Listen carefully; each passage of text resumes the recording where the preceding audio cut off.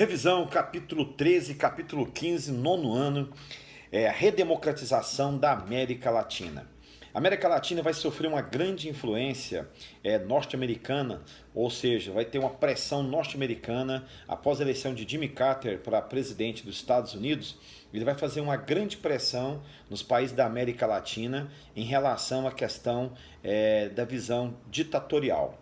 Quem tem um regime ditatorial vai ter que refazer a sua estrutura, caso contrário vai sofrer pressão norte-americana. Pressão em que sentido? Financeiro, apoio político, armamento, treinamento, tudo isso vai ser banido dos países que são ditatoriais, tem regime de ditadura, no caso aqui também o Brasil. As ameaças são bem focadas, né? Como o Jimmy Carter está falando, ele está pensando em Brasil, Argentina e Chile, que eram períodos com uma ditadura violenta. Bacana? Bora lá. Então, e o contrário, ele promete investimentos nos países que se mantêm agora num processo de redemocratização. Brasil, que não é nada bobo, no governo de João Batista Figueiredo, o último governo militar, já estava meio desgastado e mundialmente desgastado, vai entrar nesse processo. A primeira medida dele é promover a anistia. 1979, ele vai então perdoar os famosos crimes políticos, vai trazer de volta ao Brasil aqueles que foram banidos do Brasil por questões políticas, tá certo?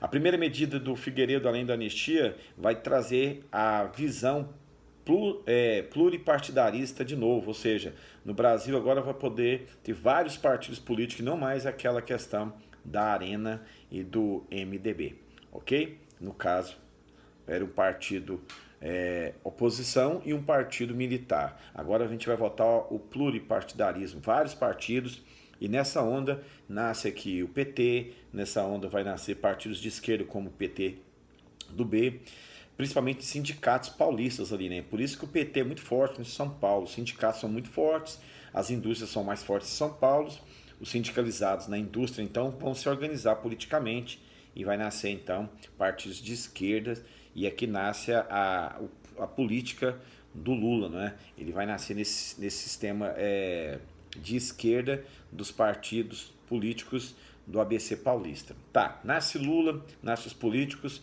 mas antes disso temos que pensar que esse governo ele vai autorizar, né, o processo de eleição direta, não para presidente, mas para prefeito, deputado, senador e governador. Não presidente, mas os demais cargos sim.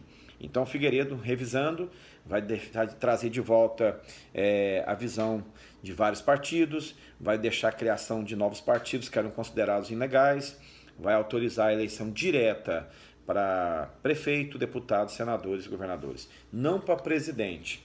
Nós estamos falando em 82, final de 83, nós vamos ter a pressão, a famosa pressão para as campanhas da direta já. Quem vai fazer as campanhas diretas já é o povo. Mas antes do povo sair na rua, as manifestações na rua, né, eu quero lembrar que a emenda chama Dante de Oliveira, né, é uma emenda constitucional Dante de Oliveira, que tentava então a campanha de direta já, ou seja, a campanha eleição direta para presidente. A eleição mobilizou o mundo, né, mobilizou a imprensa, mas não foi possível. A primeira eleição depois dessa manifestação, em 85, para presidente, ainda foi indireta. E no colégio eleitoral, o seu Tancredo Neves é eleito presidente do Brasil e José Sarney vice. Tá? Tancredo Neves, no dia 21 de 4 de 85, antes da sua posse, morre. Estava doente na eleição e quando foi eleito, foi internado e não saiu mais. Depois de vários dias no hospital, ele chegou à morte. Tá. Assume então o seu lugar Sarney, já começando a sofrer uma pressão popular muito grande, né? Tinha um slogan da época, ninguém esquece, Sarney é PDS. Então se estabelece as eleições diretas com Sarney. Todo mundo faz grandes críticas a Sarney, mas tem que lembrar da sua influência, né? Ou seja, ele trouxe a eleição direta, o mundo já estava pressionado, o presidente Tancredo acabou de falecer, agora então ele traz a eleição direta para presidente da República. Tá. Também ele vai facilitar a questão do voto de adolescentes, né? O voto de quem tem mais de 16 anos. Não precisa mais ter 18, mas os maiores de 16, de forma voluntária, podem escolher votar ou não votar. Ele vai convocar também a Assembleia Constituinte, né, de 88, que vai trazer muitas mudanças em todos os aspectos, principalmente nos aspectos sociais. Então, Sarney tem seus fatores positivos. Ele vai criar também o plano econômico, né, o famoso plano cruzado. O ministro da Economia, Dilson Funaro, vai buscar alguns tópicos aqui que eu queria mapear com você rapidamente. Primeiro, a substituição do cruzeiro para o cruzado. Congelamento de preços, ou seja, os preços seriam congelados, ninguém poderia alterar os preços dos produtos durante aquele ano. Gatilho salarial, toda vez que o salário mínimo sofresse uma inflação de mais de 20%, ele tinha alteração. Esse é o senhor José Sarney. Não resolveu, a inflação foi galopante, inclusive esse é um destaque. O próximo eleito, nós vamos trabalhar agora no capítulo 15, vai trabalhar justamente a questão dessa transição e dessa fortuna do dinheiro que se perdeu. Bora lá? Então, próximo eleito depois do Sarney, nós vamos ter em 89, então, a primeira eleição. Essa primeira eleição em 89 vai eleger Collor de Mello. Collor de Mello vai ser eleito em 89. Ele tinha um slogan, né? Era o Caçador de Marajás. O que é isso, professor? Caçador de Marajás. Era os funcionários públicos com altos salários e pouco trabalho, pouca função. Então, Collor foi conhecido como esse monstro dos funcionários públicos. Ele matava, destruía os marajás, então era o caçador de marajás. O plano Collor vai mudar o nome na moeda de novo, né? Mais uma vez a moeda vai passar agora de cruzado novo para cruzeiro. Mais uma vez vai ter congelamento de preços e agora também de salários. Mas o que deixou pasmo o Brasil foi o confisco do dinheiro dos bancos. Quem tinha dinheiro em banco, quer em poupança, quer em conta corrente, foi congelado e foi detido por 18 meses na promessa do seu Collor de Mello.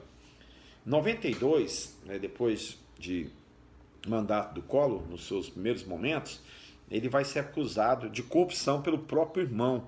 A denúncia de corrupção do irmão dele, o Pedro Collor, né? Esse irmão vai acusá-lo de corrupção, o Congresso vai fazer uma CPI e então há um movimento estudantil muito forte chamado Caras Pintadas. Os adolescentes vão para a rua manifestar a sua indignação contra o seu Collor. E antes dessa votação do impeachment, Collor então pede a sua renúncia. E então entra Itamar Franco no seu lugar. Nós estamos no governo de Itamar Franco, ok? Itamar Franco assume e vai fazer então a famosa transição, né, econômica. Vai buscar um indivíduo chamado FHC, o Fernando Henrique Cardoso, e ele vai mudar novamente a moeda, vai criar mudar esse cruzeiro nosso aí, real que nós tínhamos na época, para cruzeiro.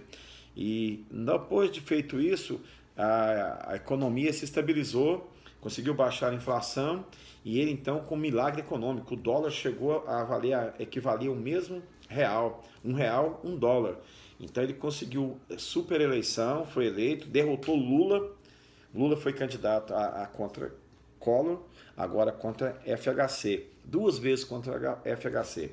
Perde a eleição, FHC eleito, estava com o plano real, estava todo mundo pensando em real, inclusive o plano real, as pessoas atribuem a Lula, não, o plano real é FHC. Antes do FHC, então, poderia ser plano real é de Itamar Franco, mas como ele era o ministro da Fazenda, então ele levou a fama de criar o plano econômico que salvou o Brasil da hiperinflação de quase 2.000% deixada pelo seu Sarney. Ninguém gosta de lembrar dessa inflação do Sarney, 2.000%, então agora você vai ter o FHC que trouxe o país para um crescimento econômico sem inflação e nós vamos ter então a estabilidade econômica. E ele também vai ser conhecido pelas suas privatizações, né? E também ele trouxe para o Brasil o direito da reeleição do executivo. Quem é governador, quem é prefeito e quem é presidente pode agora candidatar-se à reeleição. Foi reeleito em 2008. No último mandato, já perdeu a força, já não tinha tanta força, já a inflação começou a retomar e aí Lula eleito. Nós vamos destacar algumas coisas. Lula vai ter 2 mandatos. O primeiro mandato do Lula começa em 2002. Ficou conhecido, e aqui o grande mandato do Lula, né, pelos projetos sociais. Ele vai criar o famoso Bolsa Família, que é um projeto de transferência de renda.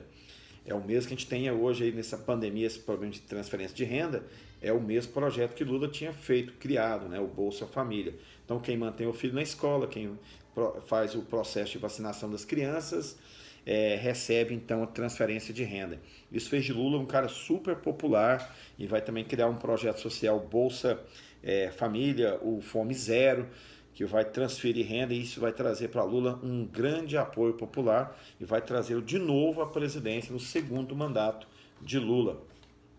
Lula então reeleito, no segundo mandato é o mandato de 2006 a 2010, onde vai ocorrer a famosa corrupção do PT, o famoso mensalão, desvio de verbas públicas. Então Lula perde força.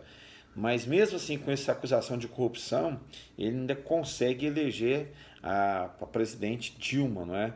Que era então também a sua ministra da Fazenda. Sempre o ministro da Fazenda, ele tem projeção, ele mexe a economia, então, fatalmente, se for político, no outro mandato do seu presidente, ele se torna presidente.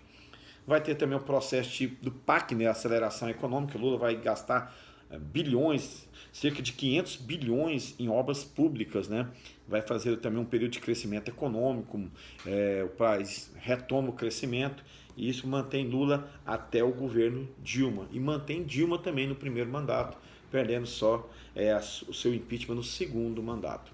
Gente, é isso aí, foi acelerado, mas deu uma visão bacana, tá? Um grande abraço, foi um prazer muito grande ter vocês nesse ano. Um grande abraço.